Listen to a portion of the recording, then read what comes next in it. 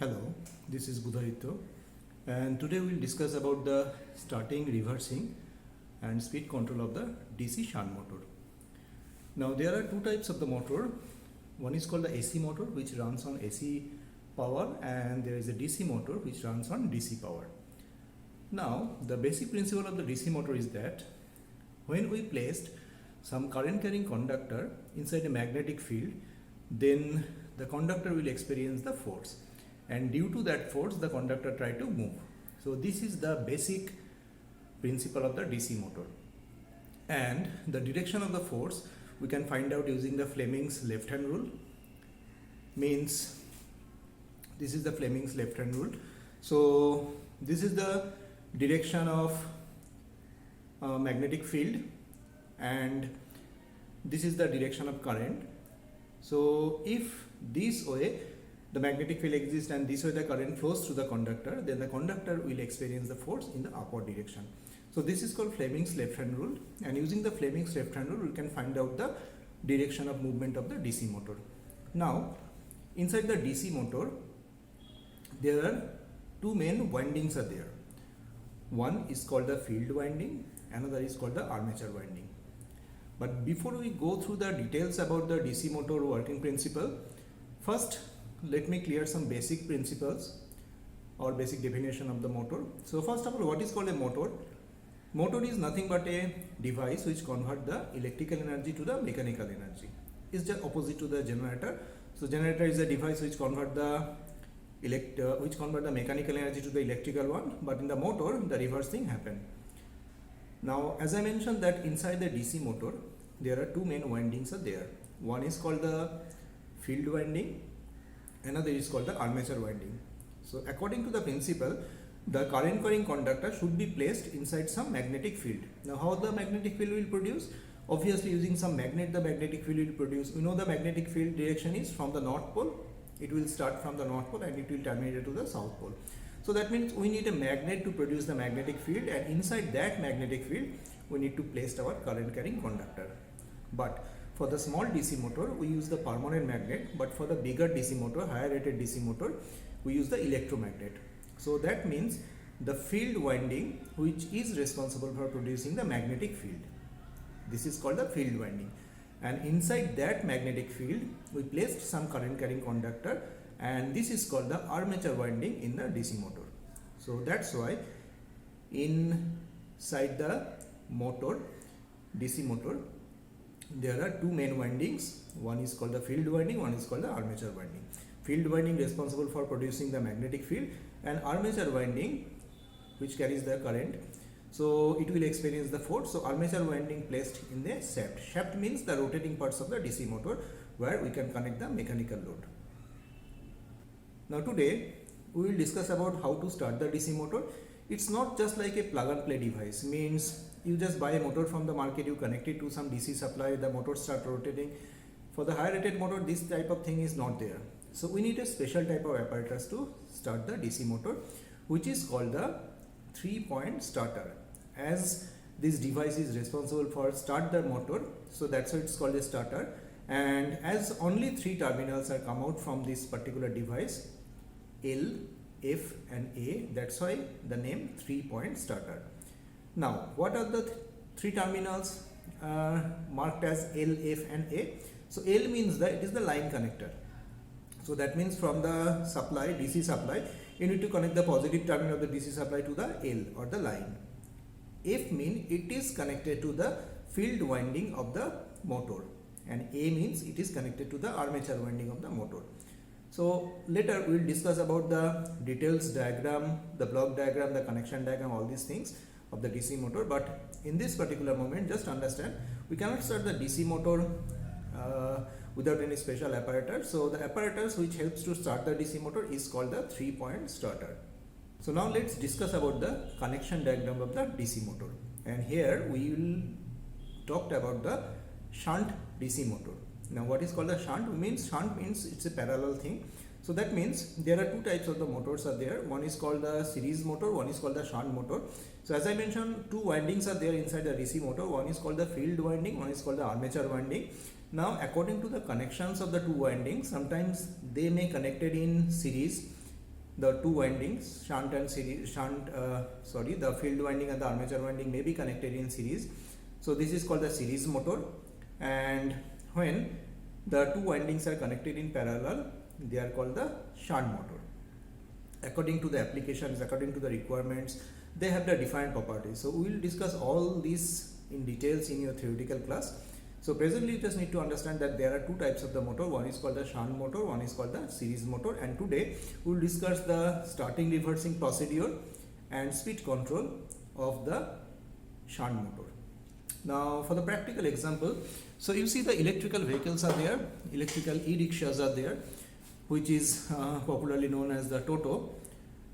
Now in this Toto some DC motors are there. It is getting the power from the battery, and some accelerators are there in the driver's hand. So when the drivers move the accelerator, the motor gets the speed, it's running the higher speed, and when they lower the accelerator, it's decrease its speed. So that means some mechanism should be there, because this is the requirement of our real life. So sometimes we need to control the speed of the motor, and you see there are two switches are there. So if you press the reverse switch, then the same motor rotates in the reverse direction. So that is required for when we need to park our vehicle, or when you need to move our vehicle in the backward direction. So this type of thing is required. So that means you need to know the mechanism for starting, reversing and speed control of that particular motor. Okay. So let's continue with the circuit diagram first, then we'll discuss about the connection diagram.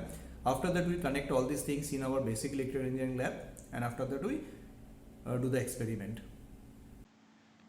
Now this is the proper circuit diagram for starting and reversing of the DC shunt motor.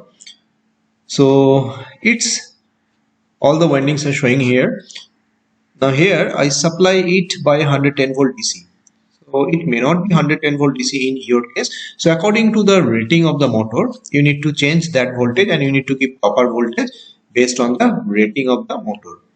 Then this is another voltmeter. So this DC voltmeter will measure how much voltage we are supplying to the motor. So this is for measuring the supply voltage. After that, the positive terminal should come to the L point of the 3-point starter, as I mentioned before. And after that, from the F point starter of the 3-point starter, first we need to connect one DC ammeter for measuring the field current, and after that the F1 winding of the motor should be connected. And from the A point of the 3-point starter, we connect a series ammeter to measuring the armature current, and the armature winding A1 should be connected here. And F2 and A2 should be short circuited. F2 is nothing but another terminal of the field winding, and A2 is another terminal of the armature winding. So F2 A2 should be short circuited, and this is connected to the negative of the supply. This is the armature winding inside the motor. Now to measure how much voltage we are giving, how much voltage across the armature, we should connect one DC voltmeter across the armature A1 A2. Now how to rotate the direction of the DC motor? It's very simple. After connecting all these things properly, after starting the DC motor using the 3-point starter, what you need to do, we just need to interchange either A1 A2 terminal or F1 F2 terminal. So if we just interchange either F1 F2 or A1 A2, the motor should rotate in the reverse direction based on the previous case. So if we interchange both the F1 F2 and A1 A2, then it will remain run on the same direction. So that means to reverse the direction of rotations of the motor, either you need to interchange the F1 F2 terminal or reverse the F1 F2 terminal or A1 A2 terminal, but not both simultaneously. So this is called the circuit diagram of the starting and reversing of the DC shunt motor. So this is the circuit diagram of the starting and reversing of the DC shunt motor. So rather it is called the connection diagram. Now there is some difference between the circuit diagram and the connection diagram are there. Circuit diagram means it's a proper circuit diagram, means using some blocks, using every winding like this one. But this is the connection diagram. Means when you visit the lab, you will see exactly same type of things are there in the lab, and using some wire, these are nothing but the wires. The red wire means the positive DC line. So this is the wire. So using some wire, you need to connect all the apparatus, all the instruments are there in the labs to run the experiment. That's why it is called the connection diagram.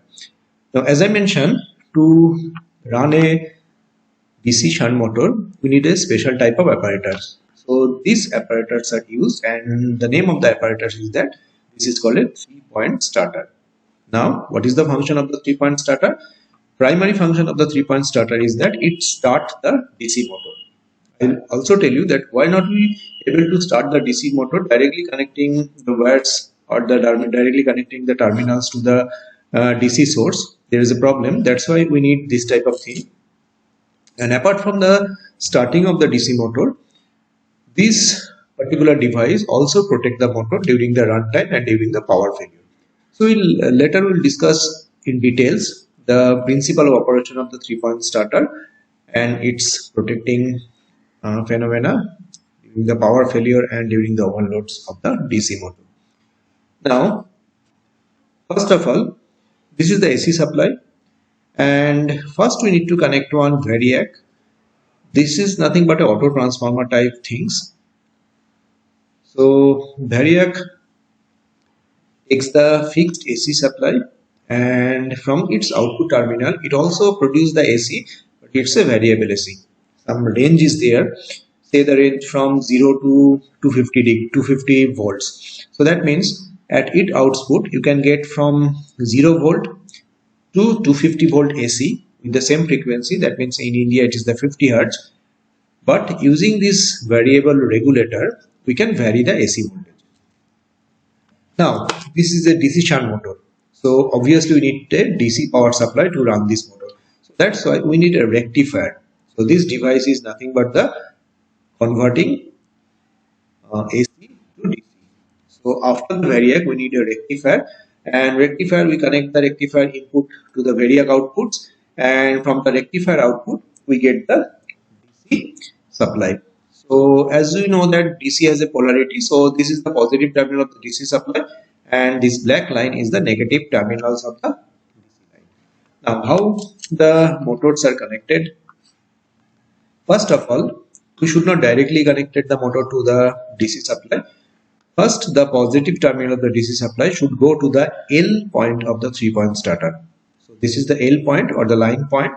Then from the 3-point starter, another two terminals are there which are marked as F and A. So as I mentioned before, F means it's a field terminals and A means it's an armature terminal. And to measure how much voltage we are supplying to the motor, we need to connect one DC voltmeter. So this voltmeter is connected just at parallel to this output of the rectifier. So the indication should gives you the idea how much voltage you are supplying to the motor. Now we need to measure the field current as well as in the armature current when the motor is in the run condition. That's why we need to take two ammeter, obviously DC ammeter, one for measuring the shunt current, one for measuring the armature current. That's why from the F we are not directly connecting to the F1 terminals of the motor. We connect it to the armature, we connect it to the ammeter. After the ammeter it's connected to the F1 terminals. Now let me clear that what are the terminals marked here: A1, A2, F1 and F2. Now this A1, A2, these are nothing but the two terminals of the armature windings, and F1, F2, these are nothing but the two terminals of the field winding. So once the field is energized, then it produces the magnetic field, and inside that magnetic field we placed the armature winding which is marked as A1 and A2, and that's why the motor will rotate, and this yellow portion is called the shaft of the motor. So it is the rotating parts of the machine. So we can connect the mechanical load according to our requirement in that particular shaft, and this shaft also carries the armature winding. So once the armature winding experiences the force, it start rotating. So with the armature winding, the shaft is also start rotating. This one is called the terminal box of the motor, means all the terminals we can get it from here. So after F of the 3-point starter, we should connect a series ammeter to measure the field current, and it is connected to the F1 terminals. Similarly, after the A terminals of the 3-point starter, we should connect a series ammeter to measure the armature current, and after that we connect it to the armature terminal. Now F1, F2 and A2, these two terminals should be short circuited, and these two terminals should be connected to the negative of the supply, negative of the DC supply. And to measure the armature voltage, we should connect some voltmeter, DC voltmeter in A1 and the A2 or the negative of the DC supply. So this will measure the armature voltage, this will measure the supply voltage, this will measure the armature current, and this will measure the field current. So this is called the connection diagram of the DC motor for starting and reversing of the DC shunt motor. This is the explanation of the operation of the 3-point starter, which is required to start a DC motor. Now this is the starter, and as it is a 3-point starter, so only 3 terminals are there. One is L, which is connected to the positive of the DC supply, then A, which is connected to the armature coil A1, and F, which is connected to the field coil F1. Only 3 terminals are come out from this device, that's why it's called a 3-point starter.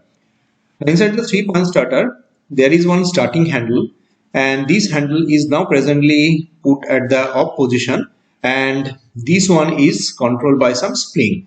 So that means if no external force is there due to this spring action, this handle always put at the off position. Now this is a copper strip, and these are called the studs. So in this particular example, 12 studs are there, and between the studs, so many high resistance are connected here. So between 1, 2, you see this resistance are connected here. Between 2, 3, that resistance are connected here. So that means from 1 to 12, so many resistance are connected in series, and ultimately this one is connected in series with the armature terminal A1. As I mentioned initially, when the motor is stopped, there is no back EMF, means the voltage across the armature. So due to the absence of the back EMF, if no external resistance are connected in series with armature, and if we apply full voltage across the armature, then what happened? Due to the very low armature resistance, huge amount of current wants to pass through the armature coil, and this huge amount of current may damage the armature winding. That's why when the motor is stopped, it's going to start, we need to limit that huge amount of armature current. So how to limit the huge amount of armature current? Only one method is there, to put some extra resistance in series with that. So resistance always decrease the amount of current. So this one is done by the 3-point starter using that extra resistance. But when the motor takes the speed, then some back EMF is produced here, and that back EMF is in opposition of the supply voltage. So due to that one, limited current is passes through the armature, and in that point no extra resistance are need to connect it to the series with the armature coil. So that's why you see at start number 12, when you move the handle at this point, start number 12 point, then no resistance are connected in series with the armature. It is directly connected to the A1 terminals, because you see between start number 12 and A1 there is no extra resistance are connected here. So that can be possible when motor acquires some back EMF. Now apart from that, starting for the protecting of the motor, there is 2 coil. One is called the NVRC. The full form of the NVRC is no volt release coil, and another one is OLRC. This is the overload release coil. This one is for the protecting the motor, and this one make sure that before every operation the handle is always at the off position. How? So you see, if I supply all these things, then if I close the switch, then from the positive terminal of the DC, the current is flowing like this. It's flowing and it passes to the overload release coil, then it goes to this particular point, then this one, if I put it in the start number 1, then the current, armature current, is need to cross all the resistance connected here, then it goes to the armature terminal. So that means as the handle is placed at the position number 1, then all the resistance are connected in series with armature. So this huge amount of resistance initially limit the armature current. and there is one copper strip is there, because in the field we doesn't need to connect anything, any extra resistance here. So that's why how the field is connected. So you see, from the positive terminal, these through the copper strip, this field is connected. Okay, so the field is connected in this way. Now another two terminals are there, which is called B and C terminals. So if the B and C terminals are open circuited, presently it is open circuited, so current should passes through this one, no volt release coil, and it's become electromagnet. It can hold that soft iron pieces attached in the starting handle, and we doesn't need to give some constant pressure on the starting handle. It can attract the soft iron piece and it can hold the starting handle in position number 12. Okay. So what happen if some accidents happen inside the motor? So if some accident happen inside the motor, if the motor wants to take huge amount of current beyond its rated current, then what happen? This current may create damage to the armature winding or the field winding. To prevent this one, the current which is coming from the supply should passes through the overload release coil, and during the normal rated current, the overload release coils is become a magnet, but the magnetic strength is not so enough to attract that soft iron pieces upwards. But during the accident, as the current is increases huge amount, so then the electromagnetic force is also increases, and due to that huge amount of electromagnetic force, that time it can attract the plunger or the soft iron pieces in the upward direction. If it is attract the plunger in the upward direction, the plunger contains this type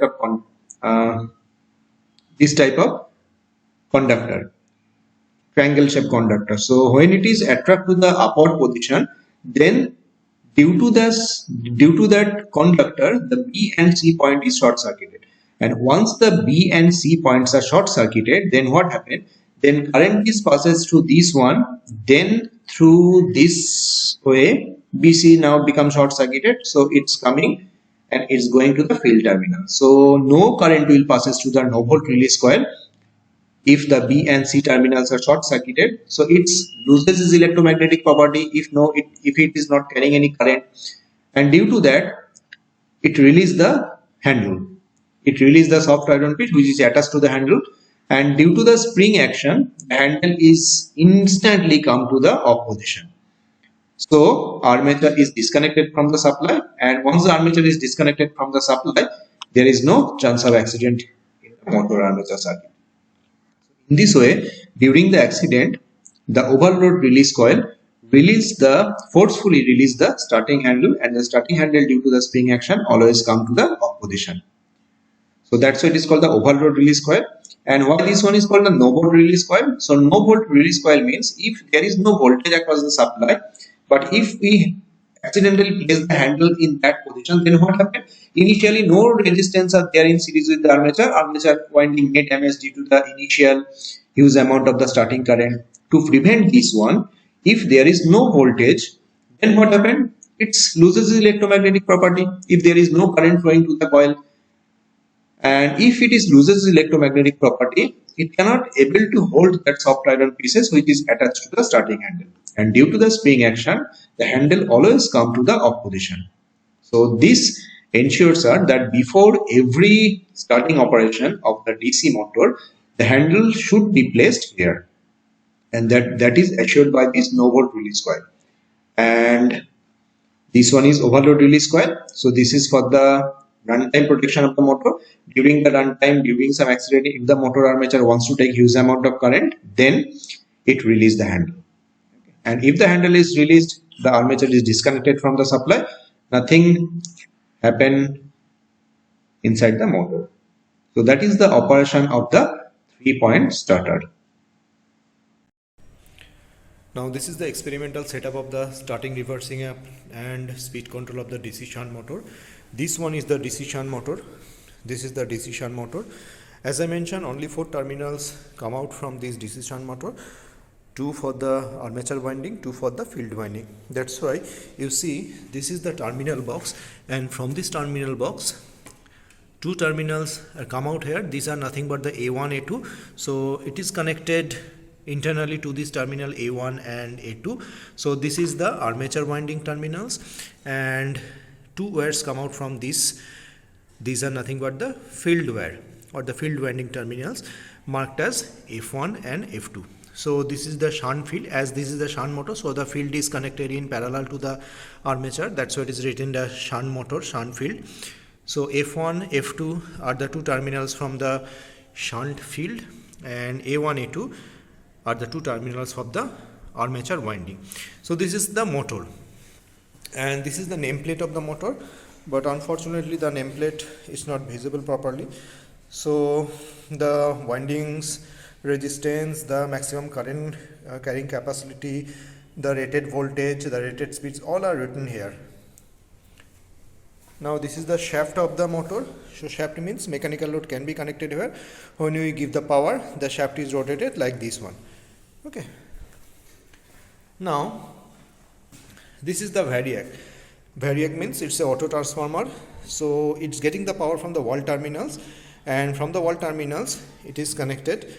So it produces the variable AC. You see one scale is there. So presently it is now marked as 0. So that means no voltage will be, you will get from these terminals. But once I rotate that knob, then some voltage will appear across here, and this is nothing but the AC voltage. But to run the DC shunt motor, we need a DC. That's why we need a rectifier. So this is the rectifier, and it has 4 terminals. These are the output DC terminals, and these are the input AC terminals. AC doesn't have any polarity, so that's why they are same green color. It's getting the power from the variac output. Okay, and from here we can get the DC. Okay, so this is the positive terminal of the DC, and this is the negative terminal of the DC. Come to the another important device, which is called the 3-point starter.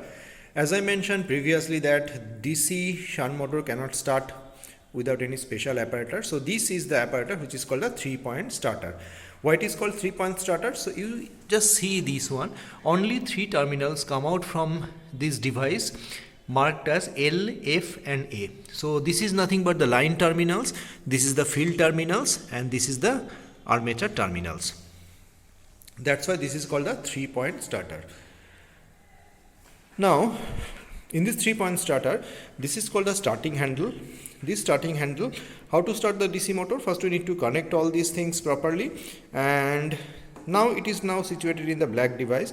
So this is a stop position.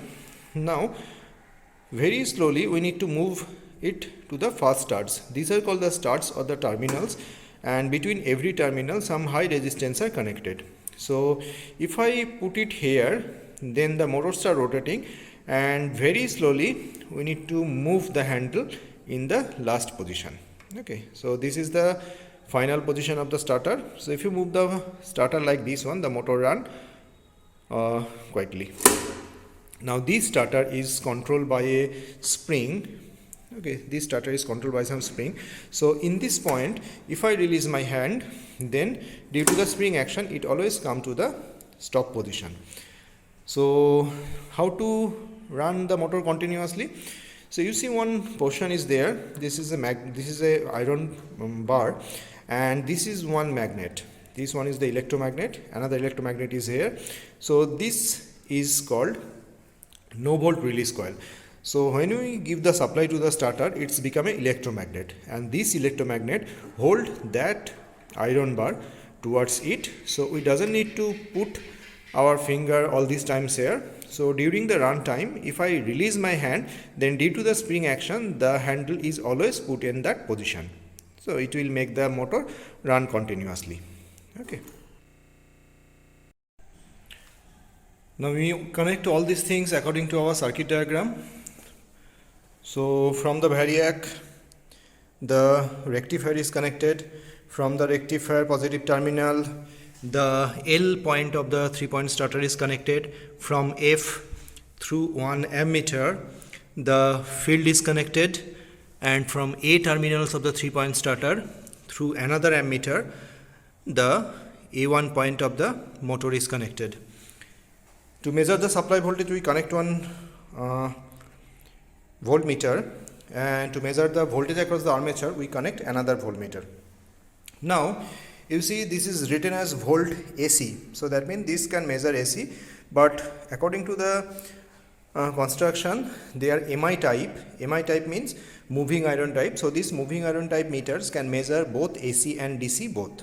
Okay, so no problem for measuring the DC quantity through the MI meter, and same MI meter is there because it is written that volt AC. So that means they are generally used to measure the AC voltages, but if you connect it to the DC voltages, this meter safely measure the DC voltage. Now these are the two ammeters are there. Interestingly, one thing is written 1 ampere, another ammeter is written 10 ampere. So we know that two ammeters are required for measuring the field current and armature current. So which one is connected to the armature circuit, which one is connected to the field circuit. Now remember always that as the field resistance is more compared to the armature resistance, so field current is less compared to the armature current. So that's why among the two ammeter which has a higher rated ammeter 10 ampere, we should connect this ammeter to the armature circuit, and the lower rated ammeter, that means 1 ampere, we can connect it to the field circuit. Okay, now the 3-point starter is also connected. You see the motor is not moving because it is now placed at the stop position. So as I mentioned before, very slowly I need to put this handle to the start number 1. You see, as I put it in the start number 1, the motor is start running. So very slowly I gradually move to the right side, and at the end, as this is becoming electromagnet, so I doesn't need to put my hand there.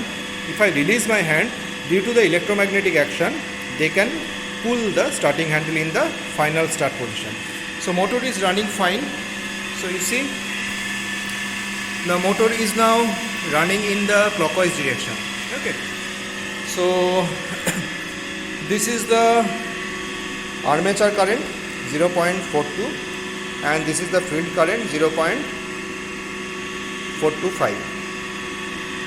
This is the voltage which we apply across the armature. Now there are two scales, as you see there are 3 knobs. This is the positive terminal or the common terminal. This is for the 250 volt and this is for the 125 volt. That's why 2 scales are also there. We should follow the upper scale because we are connecting it to the 255 or 250 volts. So now how much voltage we apply? We apply 152 volts, and the voltage across the armature we are getting 149 volts. Now how to stop the motor? So just need to pull the handle back in the stop position. So if you pull the handle in the back in the stop position, you see the motor is stopped. Okay, so this is the procedure for run the motor. Now again I am showing how to start the motor. So very slowly you need to place the starting handle in the start number 1. Once you place, you see the motor is start running. Then very slowly you need to move the handle to the final start position,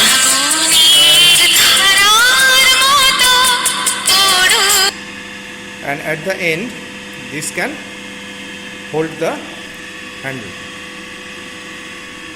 Now you see this one is called the no volt release coil and this one is called the overload release coil. Overload release coil, it's for protecting the motor. Now due to some accident, if the motor wants to take huge amount of current beyond its capacity, then this current may cause damage to the field winding as well as in the armature winding. So how to prevent that one? So the current which motor's armature takes should flow through this coil or through this electromagnet. So normally the current, if it is within the range, this electromagnet is not strong enough to pull that handle, to pull the plunger in the upward direction. But in case of accident, as lot of current is flowing to this particular electromagnets, then it can pull the plunger in the upward direction and this plunger short circuit this position. And if it is short circuit that position, then the current through that electromagnet is bypassed. No current will flow to the electromagnet, it loses its electromagnetic property, and due to the spring action, the handle always come to the stop position. So let's demonstrate. So here it's taking the normal amount of current, but if I forcefully pull the plunger in the upward direction, then the current is bypassed through here and the handle will come to the normal position or the stop position. So let's demonstrate it. So as you see, I forcefully pull the plunger in the upward direction and then it short circuit that 2 points. So all the current is bypassed through these electromagnets. It's not able to hold the handle anymore, and due to the spring action, the handle come to the off position. So this one is for protecting the motor. So during the runtime, if some accidents happen, motor wants to take a huge amount of current, it may damage the motor winding. That's why this can safely disconnect the motor from the supply. And that is called the no volt release coil. This is called the overload release coil. So overload release coil means if some overload is there, overload means motor wants to take more amount of current, then it can release the handle. So that's why overload release coil. And this one is called the no volt release coil. Why this one is called no volt release coil? Because say during one experiment you put the handle in that position, okay, but accidentally after the power shutdown, if the handle placed in that position, then no extra resistance are connected to the armature to prevent it during the startup. That's why before every start of the motor, we have to sure that the handle position is at this position. So how to make it sure? Because you see, suddenly if the power is gone, I move the variac in that position, so the voltage is getting down. So if no voltage is there, you see it release the handle and the handle come to the normal position. So that's why it is called the no volt release coil. If there is no voltage, if there is a power cutoff, then this one loses its electromagnetic property, and due to that one, the handle come always to the initial position. So it makes sure that before every operation, the handle should be in that particular position to save the motor, because these are nothing but the series of the resistance, and this extra resistance need to be connected to the motor armature circuit to prevent it.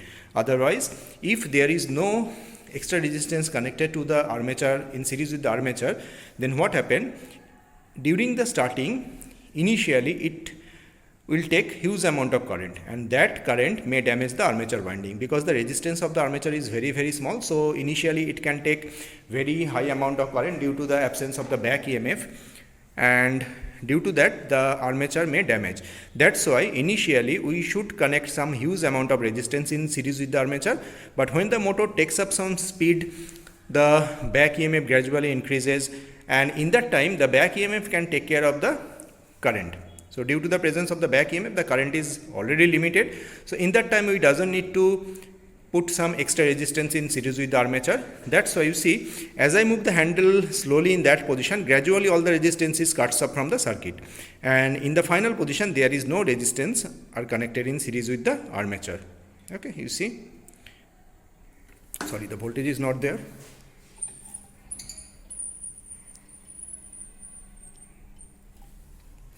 So I move the handle. So gradually you see the left side starts, means these resistance are cut off from the circuit. So in that position no resistance are there in series with the armature. So how the current is limited? Because when the motor start running, then some back EMF, means the voltage across the armature will produce, and this one is in the opposition of the supply voltage.